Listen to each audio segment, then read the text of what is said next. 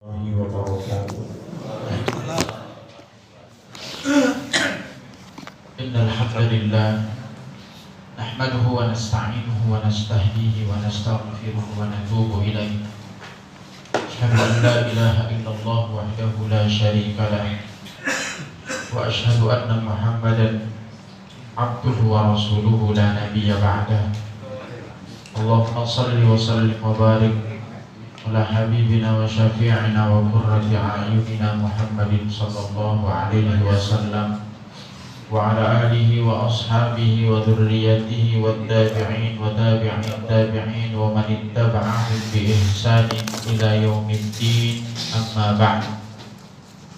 Puji syukur mari kita panjatkan kehadirat Allah Subhanahu wa taala atas segala karunia dan nikmatnya. Salawat teriring salam semoga tercurah limpahkan selalu kepada junjungan kita, teladan kita, tempatan hati kita, yaitu Nabi kita Nabi Muhammad sallallahu alaihi wasallam, pada seluruh para sahabat, para pengikut-pengikut beliau ila yaumil qiyamah. Ma'asyiral muslimin muslimat, a'azzani wa a'azzakum dimanapun berada. Pada malam hari ini insyaallah kita akan melanjutkan kajian kita masih dalam surah Thaha, dan ayat malam hari ini ayat yang ke-125 sambungan dari ayat-ayat sebelumnya. Bagi yang ada Al-Qur'annya silakan bisa dibuka. Kita akan membaca bersama-sama.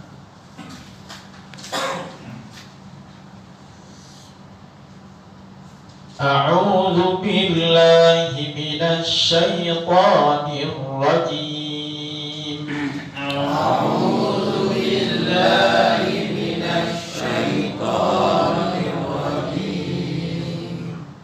Bismillahirrahmanirrahim.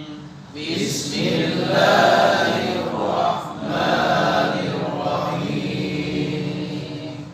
Qala rabbi lima hasyartani a'ma wa qad kuntu basira. Qala rabbi lima hasyartani a'ma wa qad kuntu basira. Qala kadzalika atatka ayatuna fanasitaha. Qala kadzalika atatka ayatuna fanasitaha wa kadzalika al-yawma tunsa. Wa kadzalika al-yawma tunsa. Wa kadzalika najzi man asrafa wa lam yu'min bi ayati rabbih. Wa kadzalika najzi man asrafa wa lam yu'min bi ayati rabbih. Wa la'adabul akhirati ashaddu wa abqa.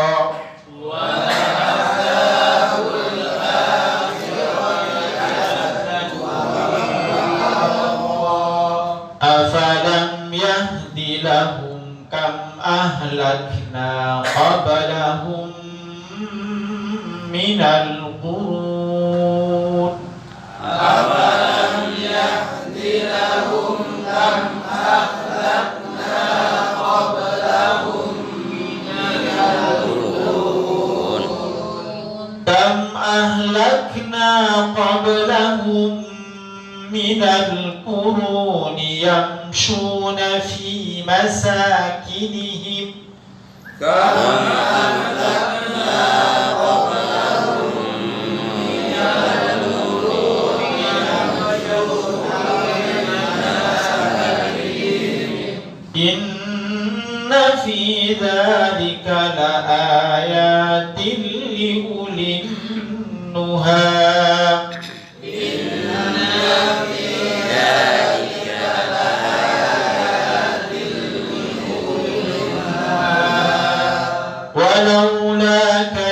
kalimatun sabaqat min rabbika lakana lizaman wa ajalun musamma.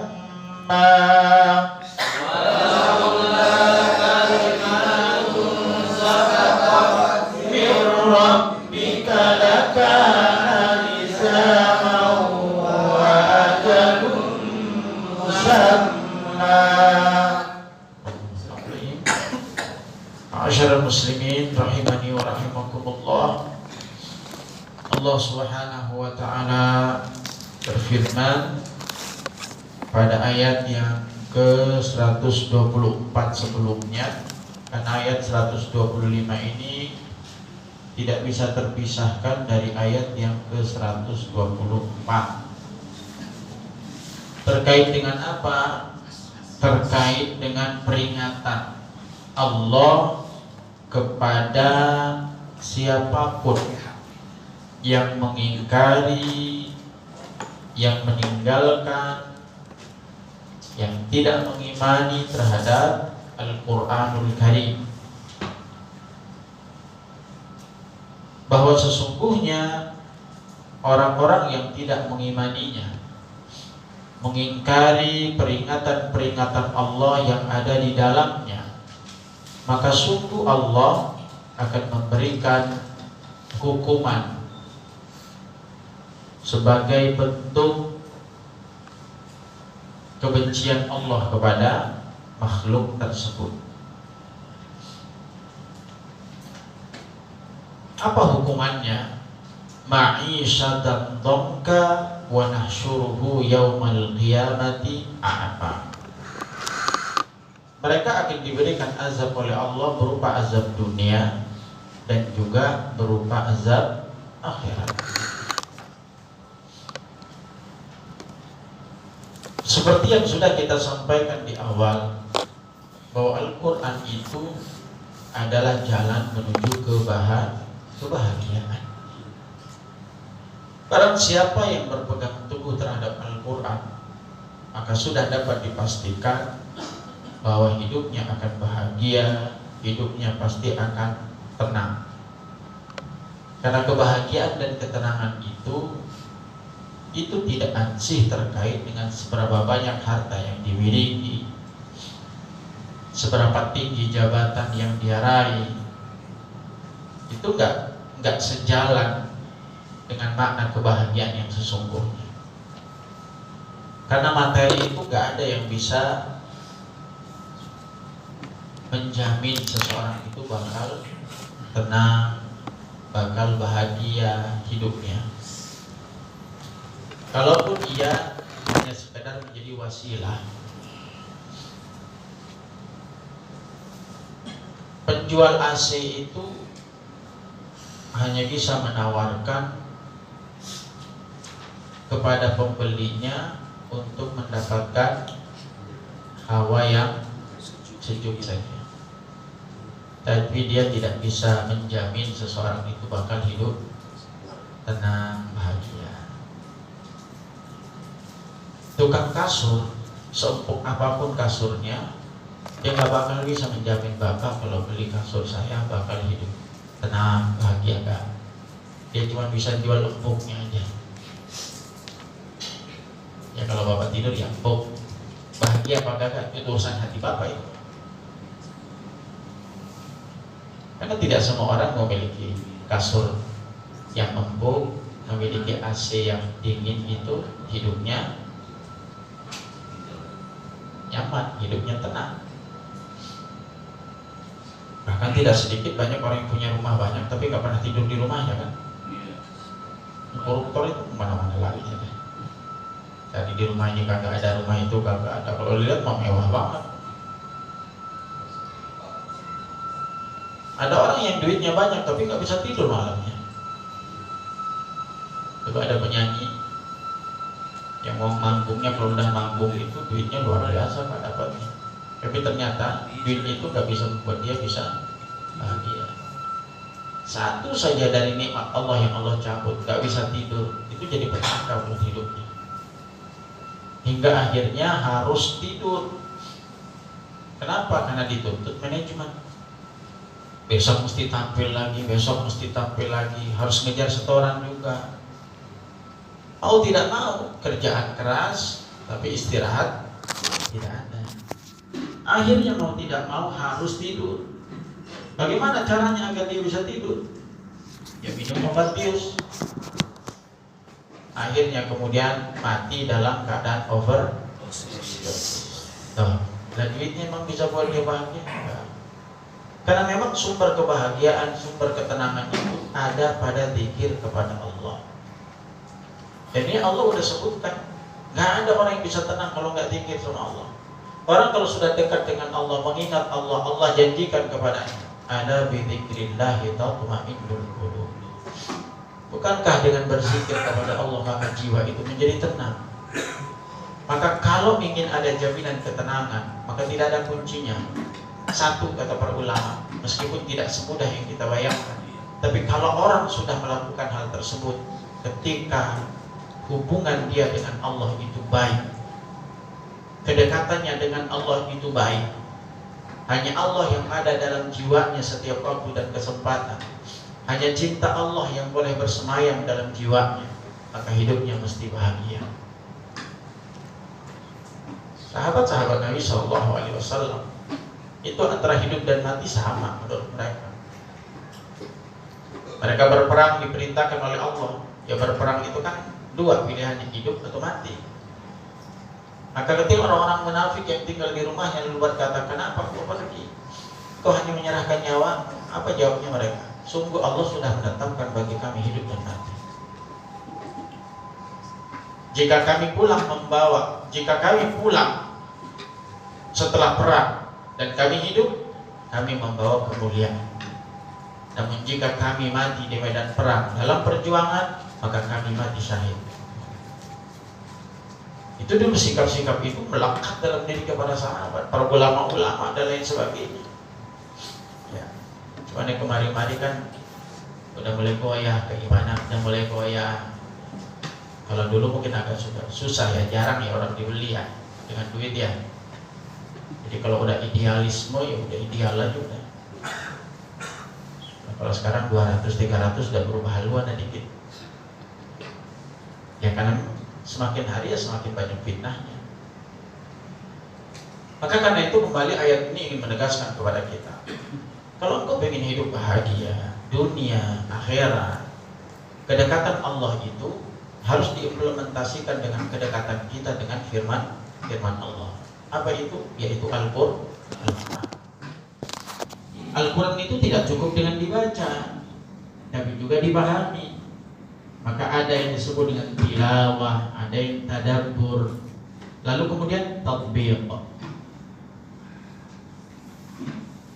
Ya tilawah itu ya membaca, qiraah tilawah, tadabbur menghayati, memahami nilainya.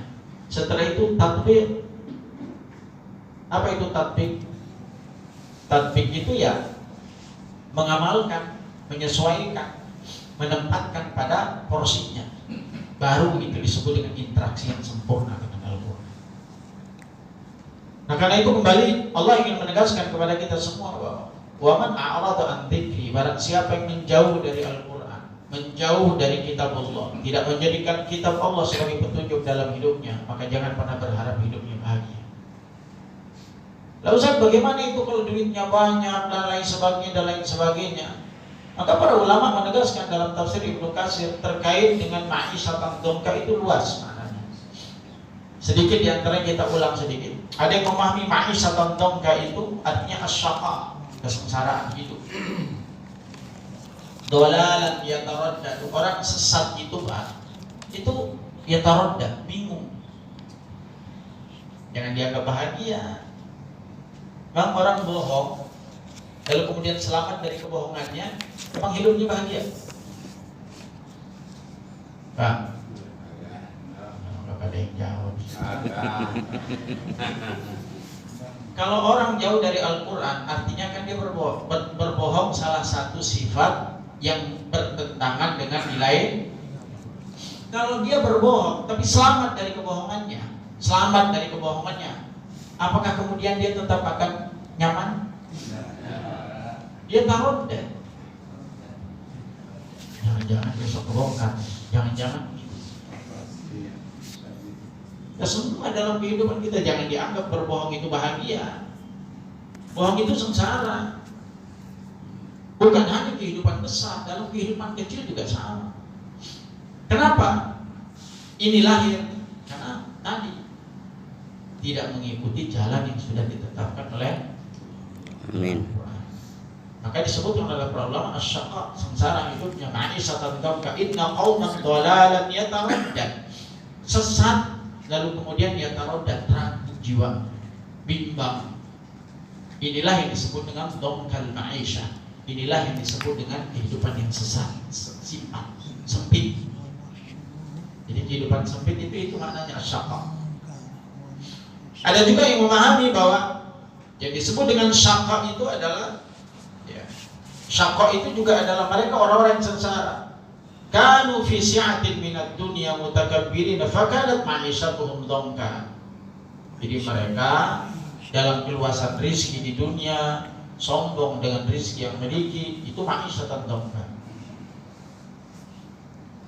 Bahkan ada juga yang memahami, ini cukup banyak maknanya. Ketika pernah ditanya dari hadis Rasul sallallahu alaihi wasallam dari Abu Hurairah radhiyallahu anhu, al-mu'minu fi qabrihi fi rawdatin khadra. Seorang mukmin di dalam kuburnya itu berada dalam taman yang hijau, yang indah. Yafsahu lahu fi qabri, diluaskan kuburnya oleh Allah. 70 dira'an, sepanjang 70 zira', 70 hasta. Jadi kalaupun berapa meter kali berapa meter, nanti akan diperluas oleh Allah Subhanahu wa taala. Sebanyak apa? 70 dira'an, 7 hasta, 70 hasta. 70 hasta itu luas kan? Luas. Wa binurin lahu qabru wa yunawwiru lahu qabru. Allah berikan cahaya di kuburnya. Kal qamari lailatal badri, seperti bulan purnama. Atadruna fima unzilat, apakah tahu kalian apa yang telah Allah turunkan pada ayat fa inna lahu ma'isyatan dhamka? Maka Nabi kemudian bertanya, atadruna al-ma'isyatan dhamka, tahukah kalian apa itu kehidupan yang sempit? Qalu Allah wa rasuluhu a'lam. Sahabat menjawab, Allah dan Rasulnya yang tahu. Qala adzabul kafir fi qabrihi, adabnya orang kafir di kuburnya. Kenapa itu? Yusallitu alaihi tis'ata wa tas'inu taninan. Mereka kemudian akan dikelilingi dengan jumlah 99 ekor ular hayyah. Likulli hayyatin sab'atu ru'us, dan setiap satu ekor ular itu 7 kepalanya. Yunfikhuna fi jismihi wa yalsa'unahu wa yakhdasunahu ila yaumin yub'atsun. Lalu kemudian dia meniupkan, menggigit, lalu memberikan bisaknya ke tubuh manusia itu sampai hari kebangkitan. Mengerikan kan Pak? Maka yang pantas Utsman ketika melewati suatu kubur dia menangis. Lalu saat itu ditanya Utsman, kenapa kau menangis wahai Utsman? Sedangkan kubur yang kau lewati ini bukan keluarga. Ya kata Utsman, ya kalau menangis nggak mesti keluarga. Apa yang ditangisi? Ya bukan hanya keluarga, siapapun, kata Utsman. Karena ketahuilah sesungguhnya kuburan itu adalah tempat persinggahan sementara. Sebentar doang. Lalu barang siapa yang mendapatkan kemudahan di dalamnya, maka sesungguhnya dia akan mendapatkan kemudahan yang jauh lebih besar kelak setelah dibangkitkan oleh Allah. Amin. Barang siapa yang mendapatkan kesulitan di kuburnya, sudah berarti satu jaminan bahwa kelak dia akan mendapatkan kesulitan yang jauh lebih besar. Maka orang-orang yang bermaksiat itu lebih betah di kuburnya Pak dibandingkan dibangkitkan. Imam Al-Qurtubi, udah mendingan dikubur aja lah, gak usah dibangkitin. Kenapa? Dia merasakan sakitnya, tapi dia sudah memahami bahwa sakitnya kelak di akhirat jauh lebih dahsyat dibandingkan sakitnya di kuburnya. Tapi berbeda dengan orang-orang beriman, ingin segera dipertemukan dengan Rabbnya. Maka disitulah kenapa hadis Nabi SAW, orang yang meninggal dunia itu segera dikuburkan, jangan lama-lama. Karena orang-orang yang baik itu akan menantikan, segera ingin berjumpa dengan Rabb. Karena ketika sakaratul maut itu, seseorang itu sudah diperlihatkan amal-amal soleh dan buruknya. Kalau ada sakaratul maut diperlihatkan ini amal baiknya, maka rasa sakit sakaratul maut itu gak dirasakan oleh siapa? Oleh orang-orang yang memiliki keimanan yang kuat. Meskipun sesungguhnya sakaratul maut itu adalah sesuatu yang kita ingin hindari karena sakitnya. Seperti disayat 70 sayatan pedang. Ya jangankan kita, Rasulullah saja berkeringat kan? Berkeringat kening beliau. Sampai Fatimah kemudian meminta kepada Allah Subhanahu wa taala agar dihilangkan rasa sakit yang dialami oleh ayahnya itu. Tapi Nabi mengatakan, inilah penderitaanku yang terakhir, dan setelah ini tidak ada penderitaan yang kurasakan. Sekelas Nabi. Maka semua ingin menghindar dari sakaratul maut. Kalau nggak bisa sakaratul maut, mati langsung. Cuman jadi hiburan bagi orang-orang yang beriman itu. Sakaratul maut yang sakit itu akan hilang rasa sakitnya. Kenapa? Karena janji-janji Allah yang sudah dihadapkan di hadapannya itu bisa menghilangkan rasa sakit itu. Bagaimana enggak, Pak? Jiwa orang-orang yang keluar dari jasad orang-orang yang beriman itu Allah panggil, ya ayyatuhan nafsul mutmainnah irji'i ila rabbiki radiyatan mardiyah fadkhuli fi ibadi wadkhuli jannati. Rasa sakit itu bakal hilang, Pak. Wahai hamba-hambaku, jiwa-jiwa yang tenang, irji'i, kembali, ila rabbiki radiyatan mardiyah, kepada Tuhanmu yang ridhoi, yang Allah ridho kepada. Wadkhuli fi ibadi, masuk dalam golongan hamba-hambaku. Wadkhuli jannati, surga sudah disiapkan untukmu. Rasa sakit itu gak akan terasa, akan hilang. Kenapa, Pak? Harapannya jauh lebih besar dibandingkan rasa sakit itu. Kita kalau kerja capek, Pak, tapi karena diiming-imingi hasil yang besar, rasa capek itu hilang. Nah, kalau nggak ada untungnya, coba siapa yang pengen kerja pagi pulang malam? TPS. Lagi pulang malam kerja apa aja? Bukan KPPS doang ya. Jadi semua pekerjaan bentuknya. Nah, ini yang disebutkan bahwa a'rada an dzikri fa inna lahu ma'isyatan dongka. Nah, ternyata Bapak sekalian, ma'isyatan dongka ini enggak cukup. Ternyata Allah siapkan juga azab yang jauh lebih dahsyat. Apa itu? Wa nahsyuruhu yaumal qiyamati. Kami bangkitkan mereka dalam keadaan buta pada hari kiamat.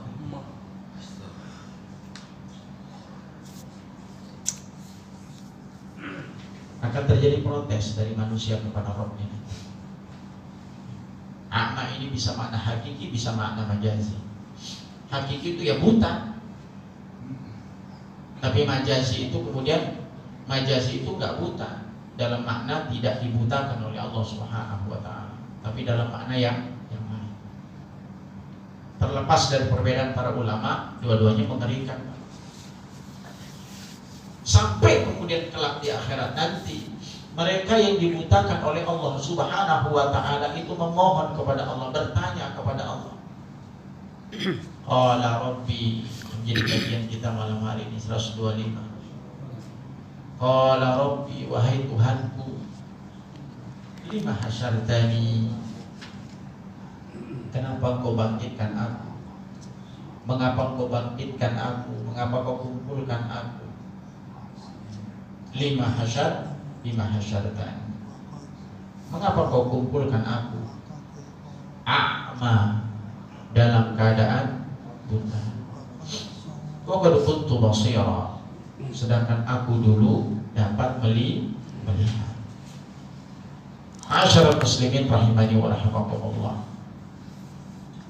Maka ketika mereka meminta kepada Allah, bertanya kepada Allah, dulu kami melihat sedangkan kami tidak melihat. Hari ini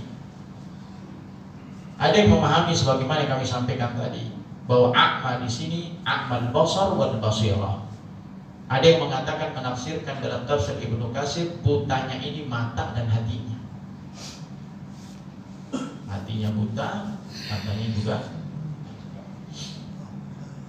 Wa nahsyuruhum yaumal qiyamati ala wujuhihim umyan wa bukman wa summan ma'wahum jahannam. Dalam surah Al-Isra ayat 97. Allah katakan, kami kumpulkan mereka pada hari kiamat nanti ala wujuhihim umyan, dengan wajah mereka dalam keadaan umyan wa bukman, buta, tuli, summan, semuanya buta, tuli, kemudian tidak bisa berbicara. Ma'wahum jahannam, dan tempat kembali mereka adalah neraka. Apa yang kemudian Allah jawab kepada mereka? Seakan-akan mereka gak terima dengan keadaan yang demikian. Padahal Allah mengatakan kepada mereka, semua apa yang kalian dapatkan hari ini adalah karena hasil kerja kalian di dunia. Karena Allah sendiri itu maha adil untuk menentukan apapun. Bahwa apa yang manusia kelak dapatkan di akhirat tentunya sejalan, sebanding dengan apa yang manusia lakukan ketika hidup di dunia. Maka Allah menjawab mereka, qala kadzalika atatka ayatuna fanasitaha. Allah berfirman, demikian aku dulu mendatangkan kepada kalian ayat-ayatku, peringatan-peringatanku. Ada Al-Quran sebagai pedoman hidup kalian. Ayat jamak, ayat-ayat kami bisa bermakna ayat-ayat yang banyak terkait dengan kaum itu, mendorong kita agar kita mengenal Allah dan dekat kepada Allah. Maka lihat, wa min ayati khalaqalakum min anfusikum azwajan litaskunu ilaiha wa ja'ala bainakum mawaddah fi dzalika la ayatin liqaumin. Peringatan banyak sekali bentuknya, baik kauliyahnya, baik kauniyahnya. Tapi apa yang kalian lakukan? Bagaimana sikap kalian terhadap ayat-ayatku, kata Allah? Fanasitaha. Nisyan itu bisa berarti lupa. Tapi kalau para ulama, nisyan di sini tidak diartikan lupa. Jadi tergantung qarinahnya, tergantung kelanjutan ayatnya, tergantung maknanya. Maka para ulama ada yang menafsirkan fanasitaha ini artinya kau tinggalkan, kau abaikan.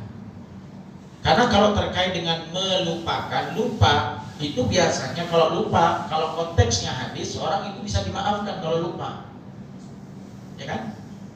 Ya, kalau namanya orang lupa berarti gak ingat. Kalau udah gak ingat ya lupa namanya. Kalau udah lupa emang dipaksa? Enggak. Rufi'al qalam, Allah angkat kok. Salah satu yang kemudian diangkat dosanya adalah orang lupa sampai dia ingat. Cuma kalau lupa tiap hari maka bablasan namanya. Nah, lupa sholatnya hari ini. Lalu kapan sholatnya? Kapan kau ingat? Kalau sekali, dua kali wajar, manusia namanya juga manusia kadang-kadang lupa. Kadang udah gak ingat, namanya orang gak ingat. Allah maafkan, Allah maafkan. Maka tidak dikaitkan kata-kata fanasita itu lupa, ayat-ayatnya lupa, bukan. Tapi engkau tinggalkan, datang kepadamu, engkau tidak mengamalkan ya sesuai dengan tuntunan apa yang aku berikan kepada kalian semua. Fanasitaha, aku tinggalkan dia. Jangankan mengamalkannya, engkau membacanya saja tidak, apalagi memahaminya, apalagi mengamalkannya. Ini yang kemudian terjadi dalam kehidupan kita. Bingung manusia ini, bergejolak jiwanya, tersesat jalannya. Kenapa? Karena Allah sudah memberikan panduan. Ini loh jalan Al-Quran itu agar kau tidak tersesat. Tapi kita malah mencari jalan lain. Dengan pedenya kita mencari pedoman lain. Padahal pedoman-pedoman lain selain apa yang sudah ditetapkan oleh Allah itu gak punya jaminan kita gak akan tersesat. Maka kenapa kata Nabi SAW memberikan garansi, taraktu fikum amrain dan tadillu abadan in tamassaktum bihima. kitab Allah wa sunnat rasulih. Ini Allah yang kasih jaminan, Pak. Enggak usah ragu, al-haqqu mir rabbika fala takunanna minal mumtarin. Kalau sudah Allah yang menetapkan, maka jangan pernah ragu dengan ketetapan Allah itu. Andai kata akal sehat kita belum sampai kepadanya, itu berarti keterbatasan kita, bukan karena kekurangannya Al-Quran. Kalau kita protes, sok tahu, ngajarin Tuhan, oh jalannya begini ya, jalanin aja dulu. Sampai sesuatu yang kadang kita benci, gak sukai, bisa jadi ada hikmah di dalamnya, dan itu pasti. Kalau semuanya kita pakai logika, Pak, gak akan pernah ada sejarah sekarang kurban. Kalau pakai logika, emang Ibrahim ada logikanya kalau motong anaknya sendiri? Logika ini gak masuk akal, ini anak harus disembelih. Tapi apa yang terjadi? Kepatuhan, ketundukan, itulah makna iman. Iman itu apa? Atas dia yakin. Tapi gak cukup dengan keyakinan saja, tapi keyakinan yang melahirkan kepatuhan dan ketundukan, itu iman. Bagaimana bentuk ketundukan dan kepatuhannya? Ya, ada 3 poin. Tasdiqu bil qalbi, iqraru bil lisani, wal amali bil jawarih. Yakin dengan hatinya, penegasannya dengan lisan, pembuktian dengan amal perbuatan. Baru itu sempurna iman. Ma'asyiral muslimin rahimani wa rahimakumullah. Maka apa yang disampaikan oleh Allah Subhanahu wa taala, dan ini yang paling kerugian yang paling besar dialami manusia. Apa itu? Kadzalikal yauma tunsa. Demikian karena sebab kalian melupakan firman-firmanku yang aku sudah berikan garansi bahwa engkau bakal bahagia dengannya, engkau bakal tenang hidup dengannya, engkau tidak akan pernah tersesat selama-lamanya. Maka hari ini aku meninggalkanmu, melupakanmu sebagaimana engkau tinggalkan aku dulu. Kita kan tidak bisa berjumpa dengan Allah saat ini di dunia, tapi kita bisa berinteraksi dengan Allah melalui ibadah-ibadah, melalui bacaan-bacaan Qurannya. Kan bacaan Quran itu seakan-akan Quran yang datang kepada kita itu bagian dari surat cintanya Allah buat hambanya. Isinya adalah cinta Allah kepada kita, rahmatnya Allah beberkan di dalam Al-Quran. Ini loh jalan kebaikan yang kau tempuh kalau pengen bahagia. Itu kan mana ada, Pak, surat cinta selengkap itu. Kalau dulu mah surat cinta selengkap itu bualan-bualan aja. Isinya cinta, cinta, pokoknya cinta, apa sampai wah macam-macam, dan cuma janji palsu. Tapi kalau Allah itu nggak pernah janji palsu. Allah sampaikan dalam Al-Quran, maka kadzalika al-yawma tunsa, aku tinggalkan kalian hari ini. Dan tidak ada penderitaan yang paling besar, Pak, kecuali saat Allah pemilik alam semesta ini meninggalkan kita di akhirat. Siapa yang bisa menolong? Kalau di dunia ini seseorang tidak mencintai kita, tidak menyukai kita, masih ada orang lain. Suatu daerah nggak mau menerima kita, emang habis itu daerah. Ardullah wasi'ah, bumi Allah luas banget. Tapi kalau udah pemilik bumi dan pemilik langit sudah tidak mengenal kita, sudah tidak lagi mau berbicara dengan kita, sudah meninggalkan kita, apa yang bisa kita lakukan dengan kita? Tidak ada orang yang paling melarat kecuali saat ditinggalkan oleh Allah. La yukallimuhumullahu yawmal qiyamati wa la yuzakkihim. Allah gak ngajak ngomong, Allah gak akan sucikan manusia itu, Allah akan lupakan manusia itu. Ini satu peringatan. Oh, jangan sampai kemudian ini terjadi kelak karena kita melupakan Allah. Nah, karena itu ma'asyiral muslimin rahimani wa rahimakumullah, pesan Allah pada ayat berikutnya,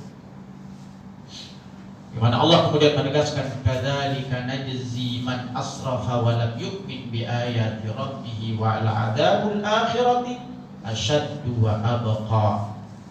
Lalu Allah kemudian menegaskan,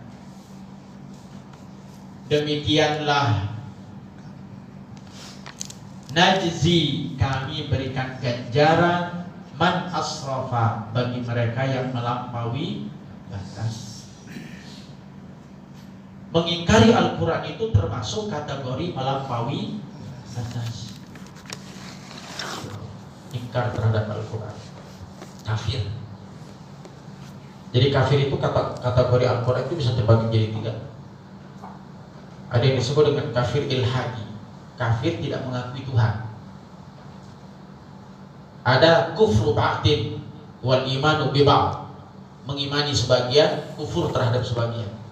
Kaifa takfuruna billahi wa kuntum, ini kan tu'minuna bi ba'din wa takfuruna bi ba'd. Kamu beriman kepada sebagian dan kufur kepada sebagian. Itu berarti belum masuk dalam Islam dalam keadaan kafir.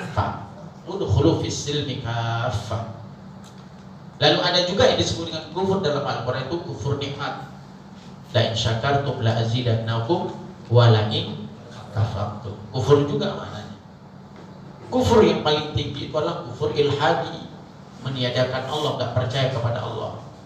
Nah, kufur juga termasuk, diantaranya adalah mengimani sebagian dan tidak mengimani sebagian yang lain. Apa yang tidak diimani? Ayat-ayat Allah Subhanahu wa ta'ala. Maka kami berikan itu ganjaran buat mereka. Demikian hukuman yang diberikan bagi mereka para pendusta ayat-ayat Allah Subhanahu wa ta'ala. Yang lebih parah lagi, Allah sebutkan itu walam yu'min bi ayati rabbi, karena dia tidak beriman kepada ayat Allah. Wala adzabul akhirati asyaddu wa abqa. Ingat, andai kata Allah berikan azab di dunia, maka azab di dunia itu tidak sebanding dengan azab akhirat.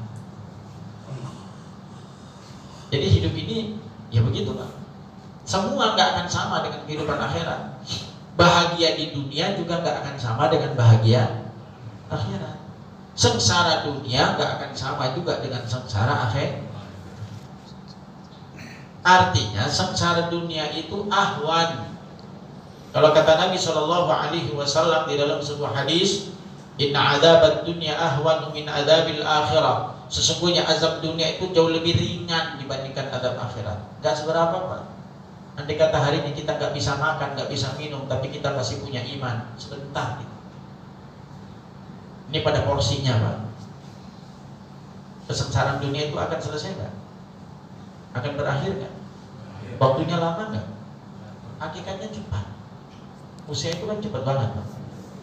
Jadi kalau ada kerugian dunia, ya bersedih, wajar, manusiawi. Tapi bersedihan jangan sampai sedih yang kelewatan, berlebihan, sehingga membuat kita kufur kepada Allah. Karena kerugian dunia itu jauh lebih ringan dibandingkan kerugian akhirat. Kalau kerugian dunia ya hanya sebatas itu sajalah paling kan. Maka kalau kata para sahabat, para ulama-ulama itu siksaan dunia ketika dibunuh oleh seseorang dalam rangka menjaga keimanan itu jauh lebih ringan dibandingkan kelak di akhirat. Dengan kekufuran itu Allah akan berikan azab buat kita semua. Nah karena itu ini menjadi peringatan betul buat kita semua Pak. Jadi kalau seandainya apapun yang kita hadapi di dunia ini, pesan Allah buat kita, ya udahlah, dinikmatin aja udah. Dinikmatin, gagal ya dinikmatin, tapi kegagalan tidak membuat kita lupa kepada Allah. Ini pergolakan hidup memang. Maka Allah katakan wala adzabul akhiratu asyaddu wa abqa. Azab akhirat jauh lebih dahsyat, jauh lebih keras dibandingkan azab dunia. Maka orang melakukan kemaksiatan itu ya azab dunia ya dapat, azab akhirat juga dapat. Bagaimana azab akhirat itu? Ya Allah sampaikan. Fa yauma idzin la yu'adzibu 'adzabahu ahad wa la yuziku wathaqahu ahad. Pada hari itu tidak ada azab yang melebihi azabnya Allah.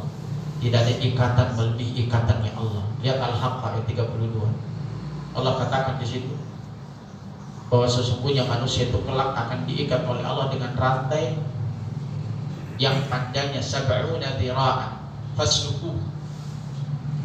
Allah itu akan diikat dengan rantai-rantai yang panas yang panjangnya sab'una dhira'an 70 hasta. Yang diikat manusia itu, dan ikatannya kata Ibnu Abbas dimasukkan dari duburnya dan dikeluarkan dari mulutnya. Siapa yang pernah menyiksa sekeras itu?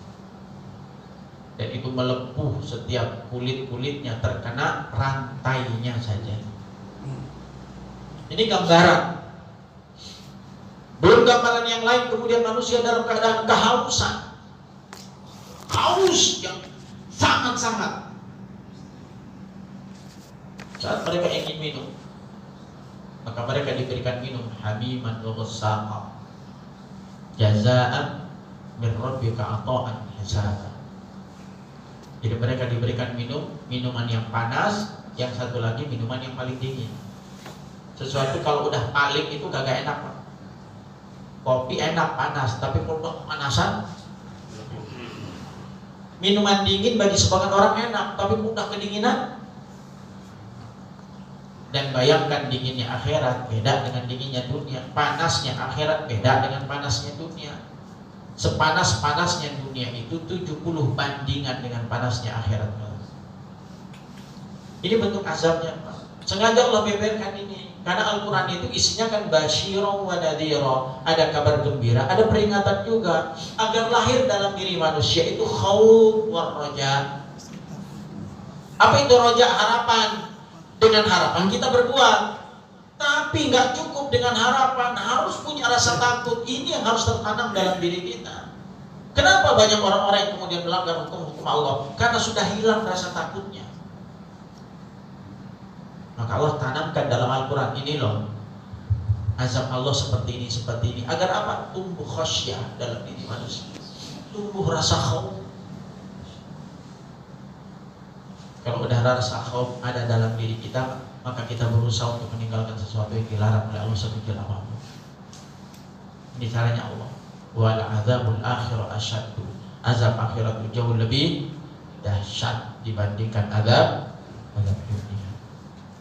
Maka dikatakan lahum adzabun fil hayatid dunya wal adzabul akhirati asyaqu wa ma lahum minallahi min waq.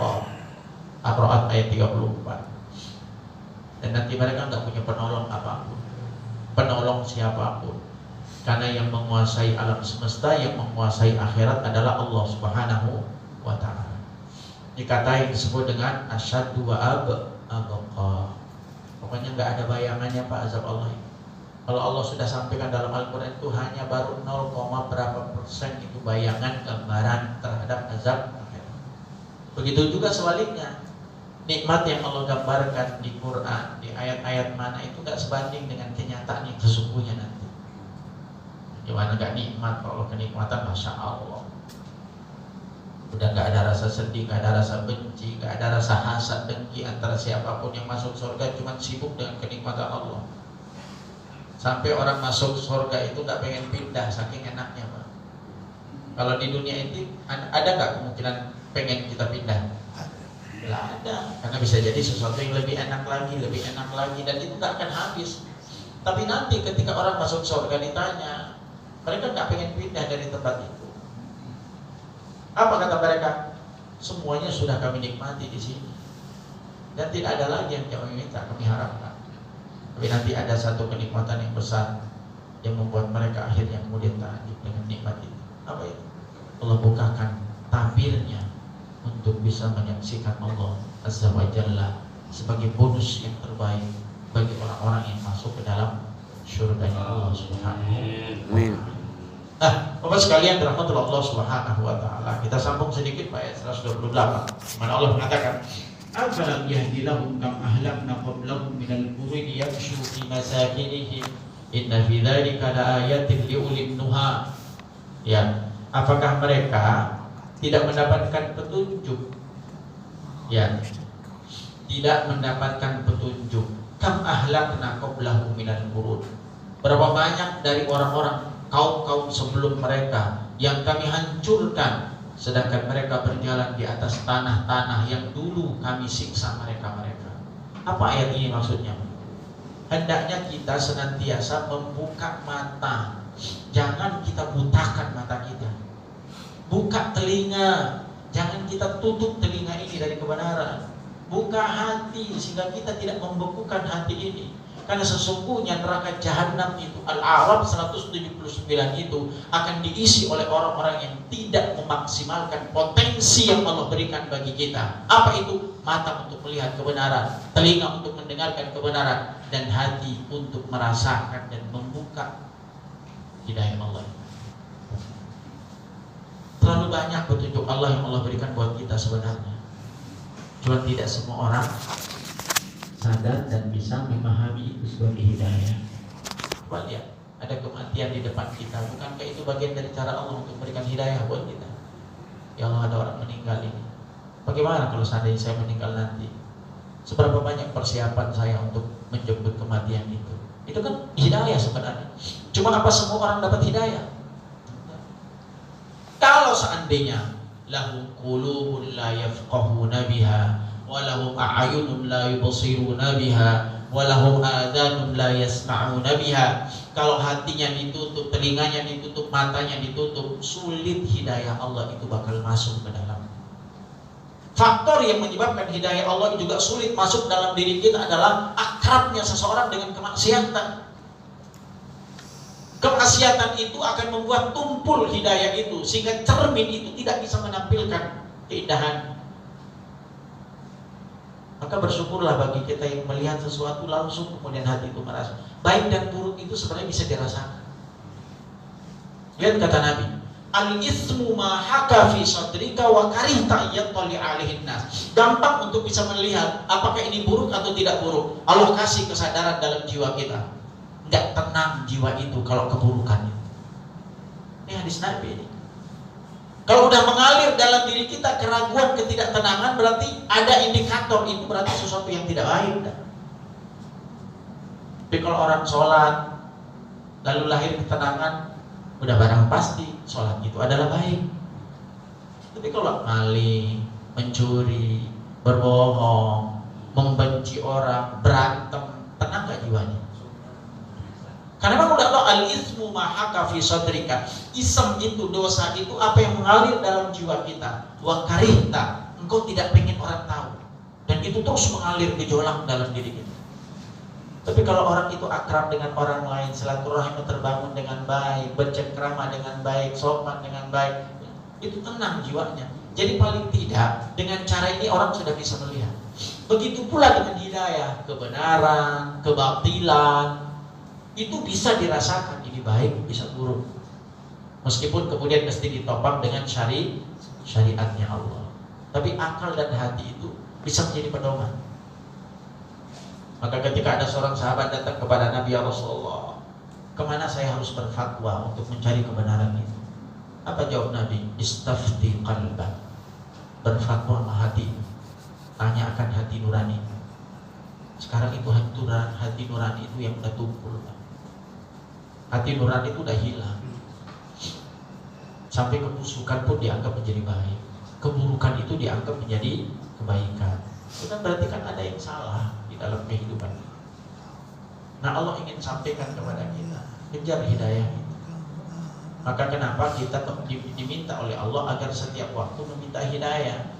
Bukan berarti kita udah jadi muslim gak butuh hidayahnya Allah. Enggak. Jadi orang muslim itu juga kadang-kadang bengkok juga kita. Maka kenapa dalam setiap hari kita minta berapa kali? 17 kali. Ihdinas siratal. Nah, kita kan lagi sholat kok minta petunjuk. Saking pentingnya, dan petunjuk itu adalah perniagaan yang mahal yang dimiliki oleh seseorang. Kan gak semua, Pak, mohon maaf, kualitasnya beda-beda. Ada musibah yang terjadi di depan kita, tidak semua orang bisa memetik maknanya, tidak semua orang bisa mengambil hikmahnya. Ya apa tidak? Ada orang terkena musibah, masaibu qaumin inda qaumin fawaid. Musibah yang terjadi pada suatu kaum itu menjadi pelajaran bagi kaum yang lain. Bagi siapa itu? Bagi yang mau mengambil hikmah dari setiap kejadian itu. Kita kadang terkena penyakit, Pak, terkena musibah. Bagi yang paham apa makna musibah dalam kehidupan kita, dia akan segera beristighfar kepada Rabbnya. Ya Allah, astagfirullah, ini jangan-jangan salah saya, ini mesti harus perbaiki. Udah, jangan cari kambing hitam dulu. Muhasabah, ya Allah, udah mulai istighfar. Itu bagi orang yang dapat hidayah, hatinya udah terbuka. Bagi yang gak dapat, mah biasa aja, mau sakit berkali-kali juga gak ada urusan. Ada gak yang begitu? Ya pasti orang. Maka kenapa kemudian Allah mengatakan afalam yahdi, berarti ada orang yang tidak mendapatkan petunjuk. Dari cerita-cerita yang Allah sampaikan dalam Al-Quran itu kan banyak orang yang Allah binasakan. Mulai dari kaum Nabi Nuh alaihi salatu wassalam, kaum-kaum yang lainnya. Apakah itu hanya sekedar dongeng? Apakah itu hanya sekedar cerita? Enggak. Maka setiap orang harus belajar dari situ. Dengan mempelajarinya, maka kita bisa mengolah diri. Belajar, orang gagal, ambil pelajarannya agar kita tidak gagal. Orang sukses, ambil pelajarannya agar kita jadi orang sukses. Jangan sampai hanya mempelajari kesuksesannya tapi tidak mempelajari kegagalannya.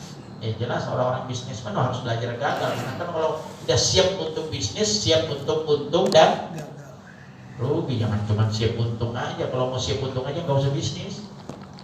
Nah, itu kan konsepnya nih. Maka karena itu apa yang Allah sampaikan minna bida dikala ayatin diulin nuha. Dan itu semua tidak akan bisa pernah didapati oleh seseorang kecuali siapa? Ulin nuha. Siapa ulin nuha itu? Orang yang berakal sehat, kata para ulama. Karena tidak semua akal itu sehat. Setiap orang punya otak, tapi tidak semua otak berakal, dan tidak semua akal itu sehat. Ya. Lalu siapa lagi? Ternyata gak cukup. Ulin nuha itu bukan hanya lurus cara pola pikirnya, tapi juga hatinya juga yang lurus.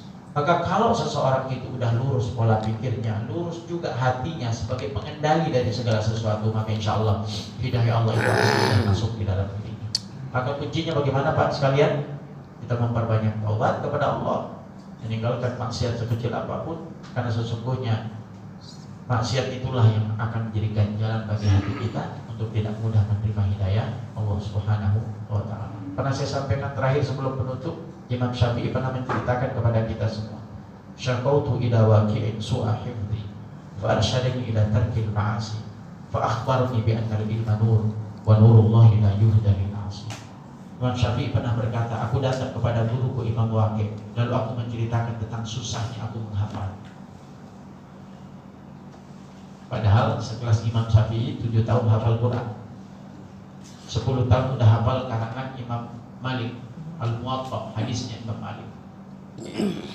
Bagaimana gak cerdasnya? Ya. Luar kepala kitabnya Imam Malik dalam Imam Syafi'i. Sama, kita sama-sama luar kepala. Kita luar kepala emang kagak ada isinya. Yang sana mah ada isinya luar kepala karena hafalannya. Intinya apa yang fa'arsyadani ila tarkil ma'asi. Apa penyebabnya kata gurunya? Tinggalkan maksiat.